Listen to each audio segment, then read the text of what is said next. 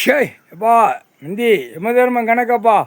எல்லா ஊடாடப்பட்ட மாநிலம் எல்லாமே பேங்கு பின் கார்டு, பான் கார்டு, ஆதார கார்டு, ஓட்டு ஐடி கார்டில் காவு கொடுத்தாச்சு. இப்போ காவில் நிற்கான்.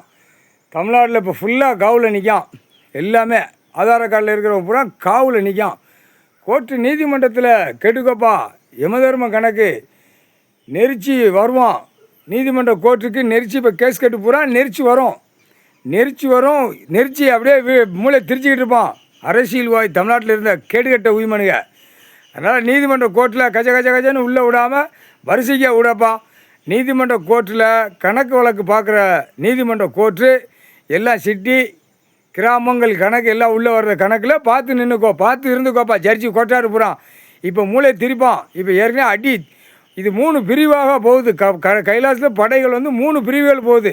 கடவுள் கூட ஒரு படைகள் போவோம். அது அவருடைய படை, கடவுளுடைய படை அது தனி. அந்த படை யாரும் காட்ட மாட்டார் கடவுள். ஏன்னா டெல்லி இப்போ அடி நொறுக்கி விடுவார். இப்போ நொறுக்க இப்போ தமிழ்நாடு வரும்.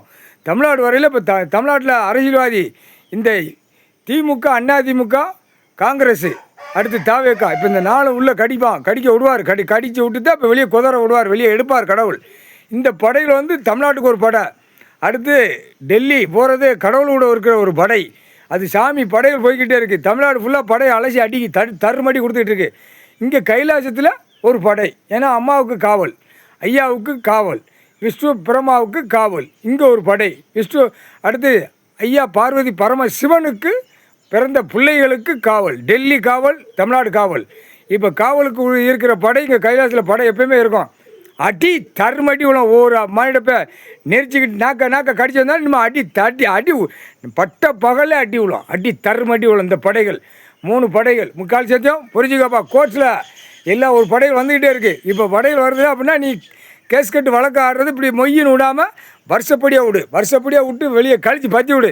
டைம் வந்துருச்சு, நெருங்கி வந்துருச்சு. இப்போ ராணுவ வானரப்பட தரப்பட உள்ளே வரையில் ஆட்டோமேட்டிக்காக செக் பண்ணியில் 13 செயலரை 13 கம்பி தான் உள்ளே போவான்.